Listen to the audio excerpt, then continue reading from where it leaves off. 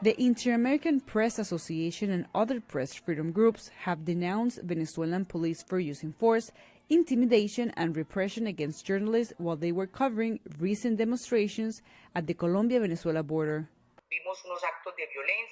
We saw acts of violence and aggression towards journalists, confiscation of equipment and recorded material during the delivery of humanitarian help. We also saw how journalists were held for hours, the shutdown of digital portals, and physical aggression towards journalists. The Committee to Protect Journalists also released an advisory warning international and local journalists of potential physical harm, as well as detention and prosecution by authorities. Both organizations say the attacks against journalists and attempts at censorship took place when trucks with U.S. humanitarian aid were trying to enter Venezuela.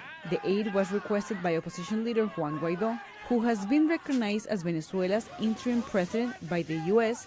and a host of other nations. That is a perfect example of all forms of repression to freedom of press. Most importantly is that international media witnessed the Venezuelan reality and that the journalistic labor is protected because Venezuelan citizens have the right to know what is going on. Jorge Ramos, lead anchor of Univision, said he and his television crew were detained at the presidential residence and their equipment confiscated after Maduro abruptly cut off their interview. The interview ended after 15 minutes. I asked him about the lack of democracy in Venezuela, about the reports of abuse, torture, and political prisoners.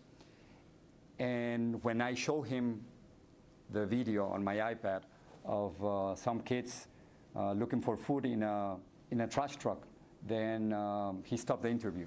Ramos and his crew were later released and expelled from the country. Jorge Rodriguez, a top Venezuelan communications official, posted a tweet that hundreds of journalists had done interviews at the Miraflores presidential palace and had fulfilled their journalistic work.